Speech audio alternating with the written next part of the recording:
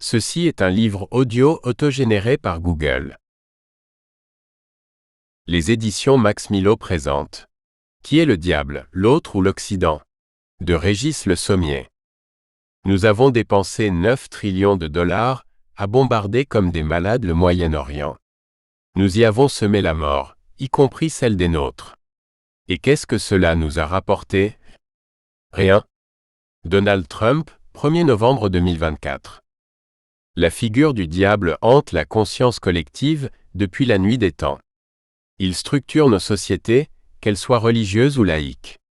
Parfois, le diable a été un ami avant d'être démonisé. Parfois, par la force des choses, il est devenu un allié. Et parfois, il faut éliminer celui qui sert à masquer voire à justifier les errements de nos sociétés. Ainsi, pendant la Seconde Guerre mondiale, nous avons pactisé avec Staline pour abattre un diable jugé plus redoutable, Hitler.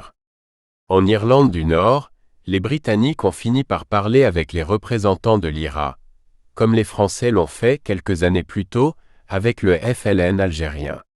Récemment, les Américains ont négocié avec les talibans, autres groupes terroristes, avant de leur remettre les clés de l'Afghanistan.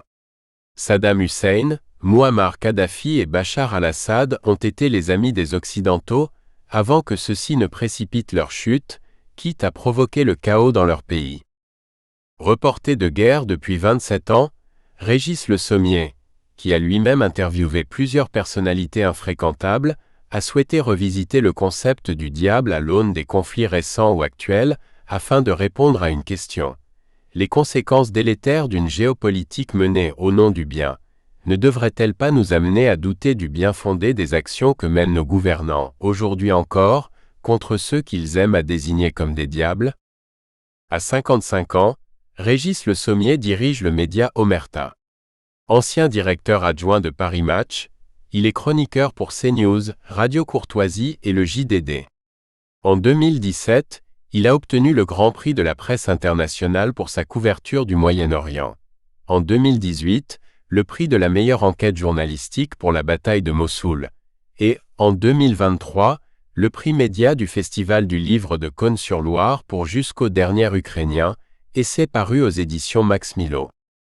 Des notes sont disponibles sur les éditions e-book et brochets du livre. Introduction. Qui est le diable? Comment la figure satanique, arrivée tout droit des profondeurs du Moyen-Âge, structure-t-elle la vision que l'Occident porte sur le monde et notre approche des relations internationales? Depuis la chute de l'URSS en 1991, notre ardeur à faire reculer le mal est à la source des actes qui ont contribué à façonner le monde dans lequel nous vivons. Dieu est mort, professait Nietzsche. Disons que, en Occident, il a cédé du terrain. Le diable, lui, n'a rien perdu de sa vigueur. Le problème avec l'outil diabolique est de se demander si le résultat de nos actions pour le combattre n'est pas pire que le mal à l'origine, et si, en agissant comme nous le faisons, c'est-à-dire souvent de manière extrêmement brutale, nous ne devenons pas nous-mêmes un peu ce diable que nous voulions chasser. Telle est la problématique de ce livre.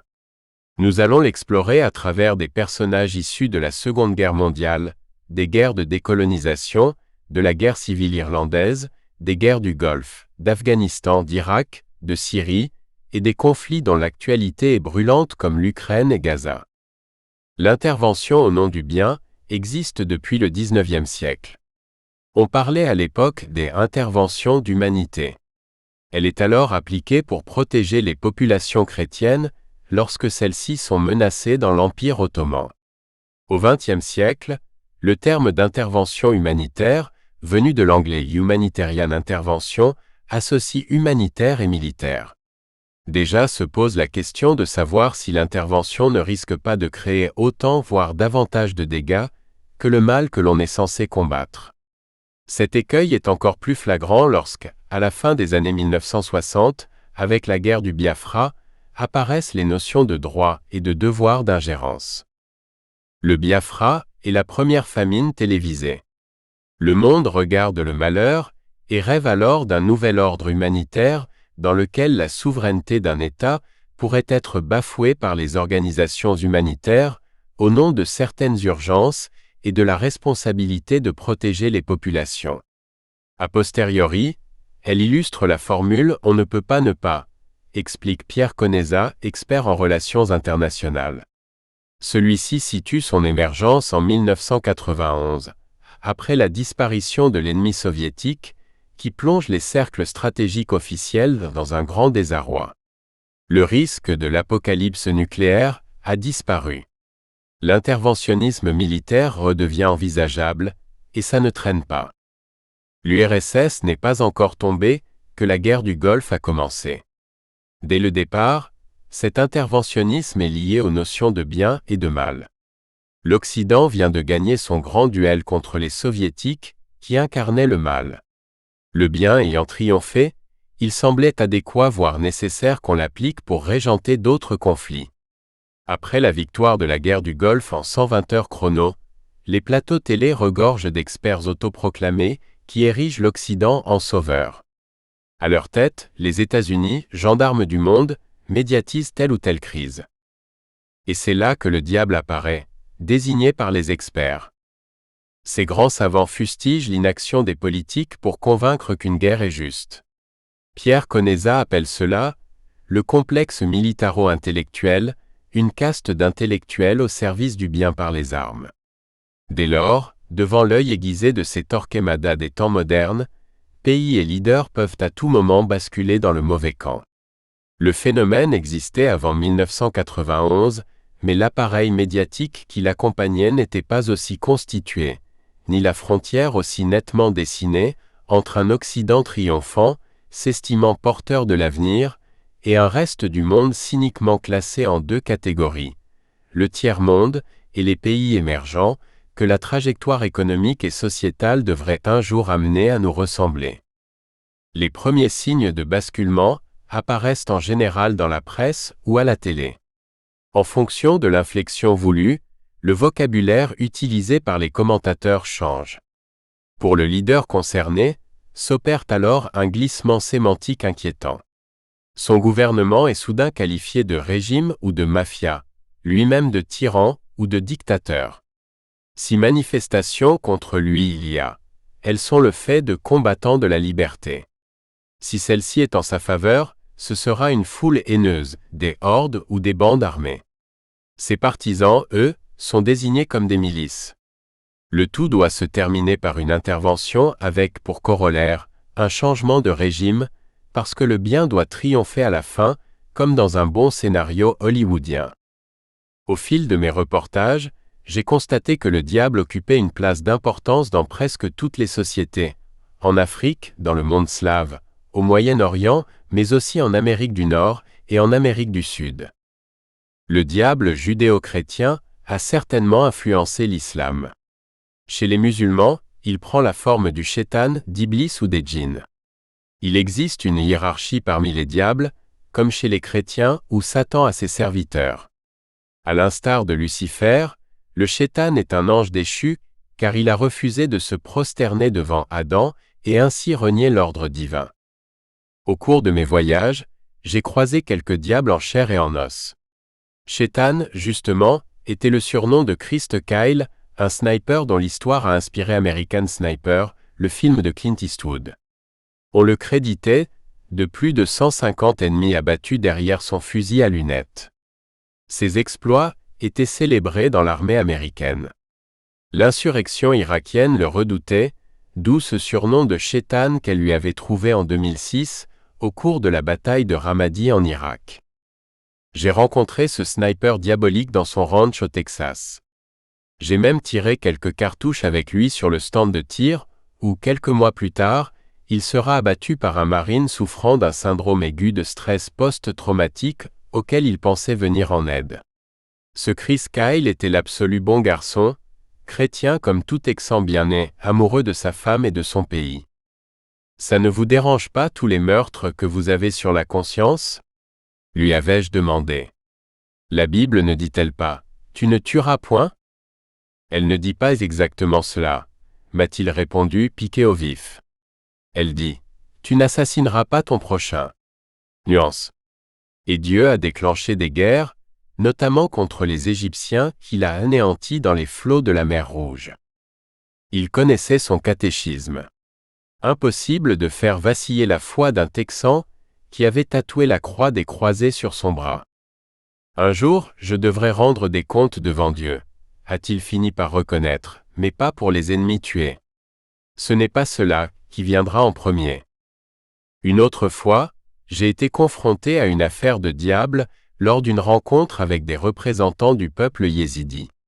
À l'occasion du festival de photojournalisme Visa pour l'image, à Perpignan, Paris Match, le journal pour lequel je travaillais, avait invité 2 représentants de cette communauté martyre résidant près du mont Sinjar, dans le nord-est de l'Irak. Daesh avait tenté d'exterminer tous les yézidis de 10 ans et plus et de mettre femmes et filles en esclavage. Comme la presque totalité de leurs coreligionnaires, les 2 invités n'avaient jamais vu la mer, leur peuple vivant au milieu d'un désert depuis la nuit des temps. À Perpignan, ils restaient plantés bouche bée face à l'immensité de la Méditerranée. Le martyre des Yézidis tient une place particulière dans les atrocités contemporaines. Certains djihadistes ont été jugés pour cela. L'un d'eux, Sabri Essid, un Français originaire de Toulouse, a même été accusé de crimes contre l'humanité pour avoir tenté, avec ses complices de Daesh, de faire disparaître les Yézidis. De nombreuses raisons motivaient les djihadistes pour agir ainsi, en particulier le fait que, dans leur religion issue des temps zoroastriens, on vénérait un ange que tout le monde dans la région s'accordait à désigner comme le diable. Il existait au Moyen-Orient d'autres cultes anciens, associés à des peuples spécifiques dont les pratiques archaïques conduisaient à vénérer des divinités païennes et troubles selon des critères des religions du livre. Mais certains avaient été malins, pour ainsi dire. Par exemple, Alaouites et Druzes avaient pris soin de se rattacher à un courant de l'islam, de peur qu'un soupçon d'hérésie n'émerge et que les massacres ne recommencent. Les Yézidis, eux, étaient restés isolés et droits dans leur foi. Ils n'avaient rien fait pour se rendre acceptables aux yeux de leurs voisins musulmans ou chrétiens. Selon eux, parler à Satan à travers des feuilles de salade contribuait à les dissuader de faire le mal. Tout cela les a rendus suspects, et quand Daesh a conquis le mont Sinjar, personne n'a volé au secours des Yézidis. Le couple que Paris Match avait fait venir à Perpignan racontait que son vœu le plus cher était de retourner chez lui. Après les massacres et les horreurs subies par les femmes, ils avaient pleinement conscience que leur peuple risquait la disparition pure et simple. Le diable structure nos sociétés occidentales laïcisées. En effet, démoniser l'autre est rassurant. Il permet à nos dirigeants de conduire la marche de nos sociétés avec la conscience que les choses sont pires ailleurs. Le diable rend acceptables nos travers, nos échecs, nos scandales. À l'époque de l'URSS, c'était l'évidence. C'était même confortable. Nous étions élevés dans la conviction que notre société incarnait le progrès, et la leur, les ténèbres. En réalité, les Russes n'ont pas plus vécu dans les ténèbres que nous n'avons vécu dans la lumière. Ils ont été heureux différemment, mais heureux quand même. J'espère que les Russes aiment leurs enfants aussi, chantait Sting. Dans un entretien, le chanteur expliquait que pour ce titre, sorti en pleine guerre froide, il s'était inspiré des émissions pour enfants de la télévision russe. Il étudiait alors à l'université Columbia de New York. J'avais un ami de la fac qui avait trouvé un moyen de capter le signal satellite de la télévision russe. À ce moment de la nuit, avec le décalage horaire, nous ne pouvions voir que les émissions pour enfants. Ce qui m'a frappé quand j'ai regardé ces programmes, c'était leur bienveillance. C'étaient nos ennemis, mais ils aimaient clairement leurs enfants comme nous le faisions. Au départ, les diables désignés sont nos ennemis. Cependant, ils évoluent au fil du temps pour une raison simple. Un ennemi est rarement éternel. Les relations entre l'Allemagne et la France après 2 guerres mondiales en sont à mon sens le meilleur exemple. On n'entend plus dans nos campagnes parler de Boche ou de Vert de Gris quand on évoque les Allemands. Lorsque j'étais enfant, ces désignations étaient encore courantes. Ce n'est pas l'amour fou entre nous, mais une coexistence paisible a vu le jour. comme le chantait Georges Brassens de ses deux oncles. Au lieu de mettre en joue quelques vagues ennemies. Mieux vaut attendre un peu qu'on le change en ami. De plus, si nous pouvons nous réconcilier avec le diable, nous pouvons aussi nous associer avec lui quand les circonstances l'obligent. Pendant la Seconde Guerre mondiale, nous avons pactisé avec Staline pour abattre un diable plus redoutable, Hitler. En Corée et au Vietnam, les États-Unis ont négocié la fin des conflits avec les Diables rouges. En Irlande du Nord, les Britanniques ont fini par s'asseoir autour d'une table avec les Diables de l'IRA, comme les Français quelques années plus tôt l'avaient fait avec le FLN en Algérie, ces deux groupes terroristes ayant dépassé toutes les limites en matière de massacres, de torture et d'abomination. Récemment, les Américains ont encore négocié avec les talibans pour leur remettre les clés de l'Afghanistan, 20 ans après les avoir chassés du pouvoir. Dans cet exemple, le diable d'un jour devient l'interlocuteur du lendemain. Inversement, l'allié fidèle peut tout d'un coup tomber du mauvais côté et être pourchassé jusqu'à la mort. On le verra avec Saddam Hussein et Muammar Kadhafi. C'est le cas aujourd'hui avec Poutine, le Hamas et le Hezbollah, eux qui, jadis, étaient des interlocuteurs respectés par les Occidentaux. Les chemins pour parvenir à un dialogue diabolique, où le malin finit par devenir acceptable, sont sinueux et risqués. En particulier, pour ma profession de reporter. Nous sommes les témoins du monde en marche. À ce titre, nous devons considérer qu'il n'existe aucun endroit sur la planète où il est interdit de mettre les pieds, ni aucune personne avec qui il ne faudrait pas parler, si diabolique fût-elle. Ce n'est hélas pas l'avis le plus répandu. Selon moi, la Syrie a été la mise en jambe d'un phénomène qui se reproduira avec une ampleur stupéfiante en Ukraine. Celui-ci consiste à fabriquer médiatiquement une narration ultra-manichéenne, et à frapper d'un ostracisme immédiat quiconque n'y souscrit pas, soulève des questions ou tente d'apporter de la nuance. Dans ce livre, à travers la Libye, l'Irlande, l'Afghanistan et l'Irak, autres conflits dont la narration imposée pose question, j'explore le glissement depuis le moment où notre voix de journaliste et les arguments que nous soulevons en allant sur place ne sont pas audibles jusqu'à celui où ils sont quasiment assimilables au discours officiel. À propos de l'Ukraine, un photographe, compagnon de reportage m'a dit « Il est rarement bon d'avoir raison avant tout le monde. Nous sommes punis pour ça, puis l'objet des critiques que nous avons subies devient une évidence pour nos valeureux confrères. Or, les voix discordantes sont nécessaires au moment où elles peuvent éclairer l'opinion. Pas après, quand votre analyse s'est imposée parce que les faits vous ont donné raison. » Ce livre est donc un plaidoyer pour le journalisme et une dénonciation de la communication de guerre qui le remplace trop souvent, sans que le public en soit toujours conscient.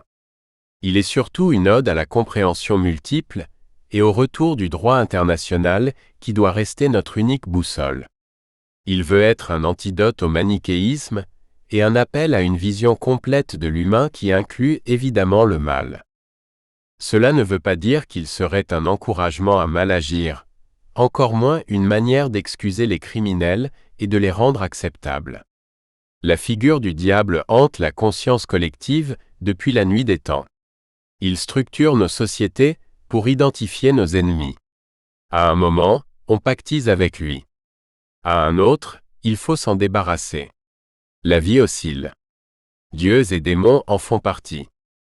Le diable est partout. C'est très pratique. On va le constater à travers une dizaine d'exemples qui nous permettront de mieux saisir la puissance kaléidoscopique de la figure du diable. Cette exploration vise à répondre à 4 questions. À quoi et qui sert cette figure? Comment devient-on un diable et sur la scène internationale, à quelles conditions peut-on être dédiabolisé? Quels sont les différents masques que porte le diable ou qu'on lui fait porter, et que cache-t-il? Et que dit le diable, ce repoussoir à la fois rassurant? On le connaît, on peut même pactiser avec lui et repoussant. Il est moche, haïssable et parfois répugnant, de notre société actuelle et passée. Joseph Staline. Quel point commun y a-t-il entre Joseph Staline, Saddam Hussein, Muammar Kadhafi, Bachar el-Assad, l'armée républicaine irlandaise, Slobodan Milosevic, Vladimir Poutine, Hassan Nasrallah du Hezbollah et Yahya Sinwar du Hamas. Ils sont le diable. Certains, comme Saddam ou Muammar, sont devenus le diable après avoir été nos alliés. Milosevic et Poutine n'ont pas toujours été dans le mauvais camp non plus, même si un héritage titiste et soviétique laissait planer sur eux une aura de suspicion. En 2000, au moment de son accession au pouvoir, Bachar el-Assad représente même l'espoir auprès de certains dirigeants occidentaux comme Jacques Chirac, avant de glisser pour toujours du côté obscur à la faveur de la guerre civile syrienne. Pour commencer, revenons sur celui qui est peut-être l'exemple parachevé de la figure diabolique, Joseph Staline. Il dispute à Mao Tse-dong le titre d'homme qui a tué le plus d'êtres humains au cours de son règne. Il faut le lui reconnaître, Joseph Staline n'a jamais cherché à ne pas être le diable. Il vient d'un monde où tout s'obtient par la force, son nom signifie l'homme d'acier, où le bien et le mal sont des notions qui ne signifient pas grand-chose. Dès ses débuts en bolchevisme, le petit père des peuples, qui se laisse appeler Koba, s'illustre par des braquages sanglants dans sa Géorgie natale. Officiellement, c'est pour la bonne cause, celle des travailleurs. Le produit de ces rapines est censé remplir les caisses du parti. Puis vient la Révolution, à partir de quoi Lénine décrète la dictature du prolétariat.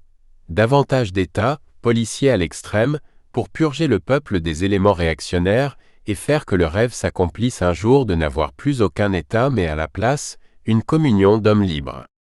Pas facile à installer, mais Staline y a mis du cœur, tant et si bien que, après de multiples exils et éliminations, qu'illustrent la mort de Trotsky, le front percé par un pic à glace, Staline a imposé une terreur comme jamais n'avait connu la Russie, pourtant peu avare de sang sous les tsars.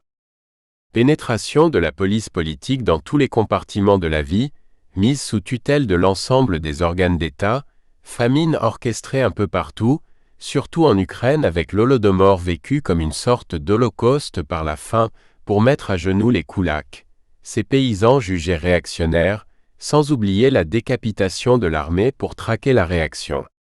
De sorte que, à l'orée de la Seconde Guerre mondiale, devant l'imminence de l'attaque allemande, il a fallu se résoudre à sortir des officiers supérieurs emprisonnés, pour les remettre à la tête de l'armée et espérer inverser le sort des armes. L'un d'entre eux, Konstantin Rokossovski, issu de l'aristocratie polonaise et officier tsariste ayant choisi le camp des Rouges après la Révolution d'Octobre, avait eu 9 dents cassées lors d'un interrogatoire mené par le NKVD, la police politique de Staline. Réhabilité à la hâte en 1940, puis mis à la tête d'une division de l'armée rouge, il a tenu ses promesses. Ses performances sur le champ de bataille lui ont valu une belle médaille et donc l'occasion de revoir Staline en 1945. Pour détendre l'atmosphère, ce dernier lui a demandé comment allaient ses dents. Le diable a de l'humour. Alentour, tout le monde riait, paraît-il, Rokossovski aussi. Que n'aurait-on pardonné à Staline?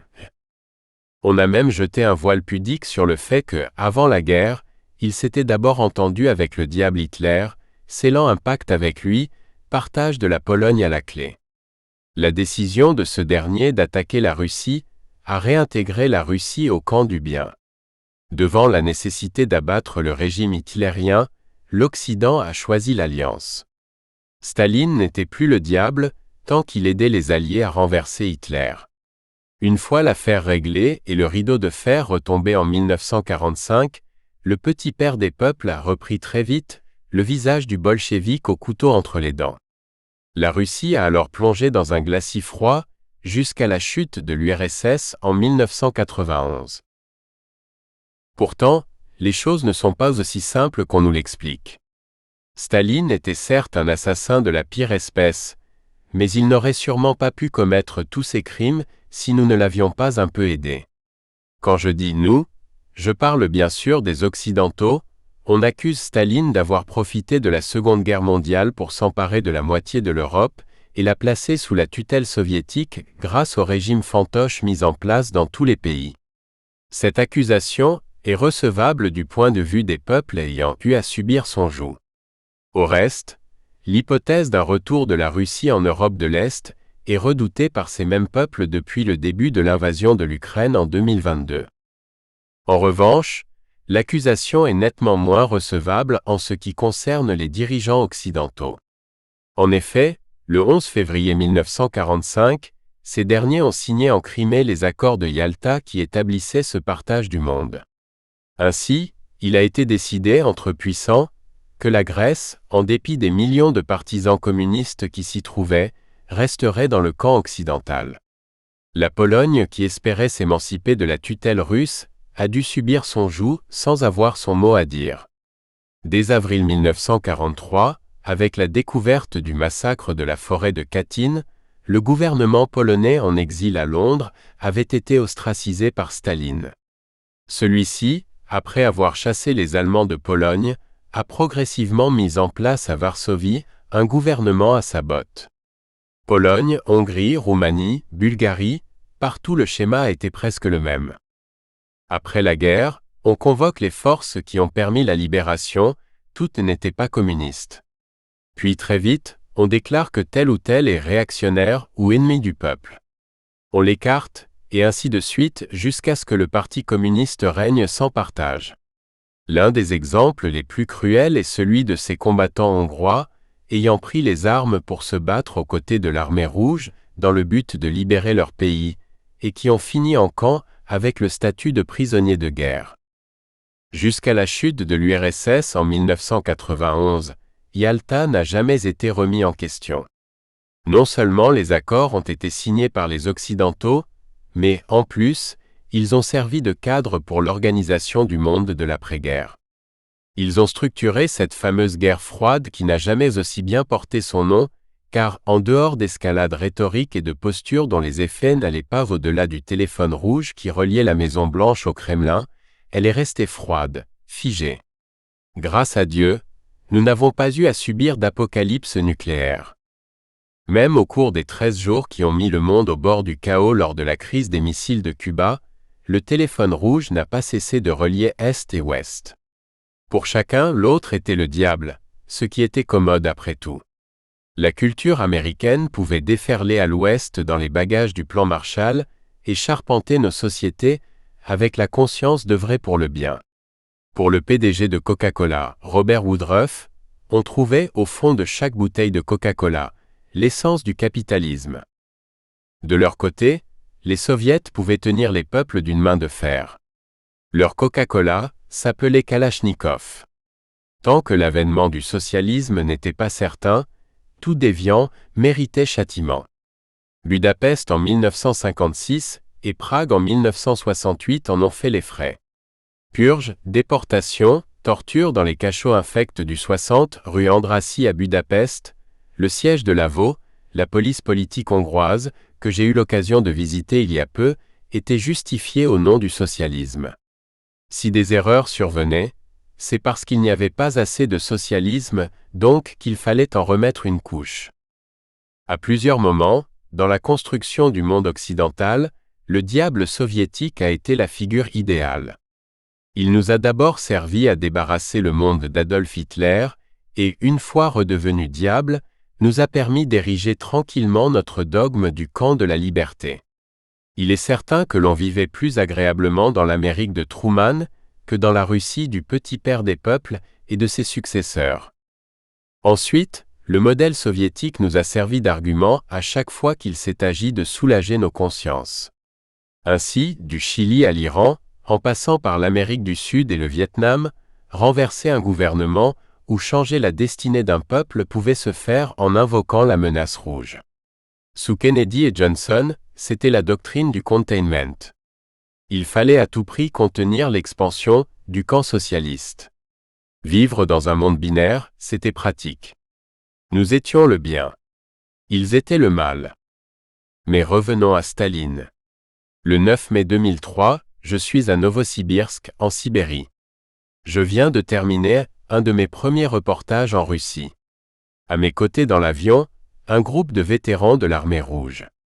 Nous sommes montés dans un Ilyushin en partance pour Moscou.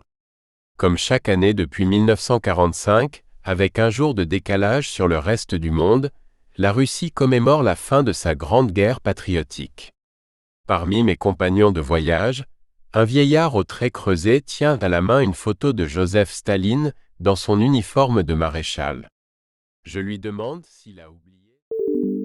Nous espérons que vous avez apprécié cet aperçu. Pour continuer à écouter ce livre audio sur Google Play Livres, utilisez le lien dans la description de la vidéo.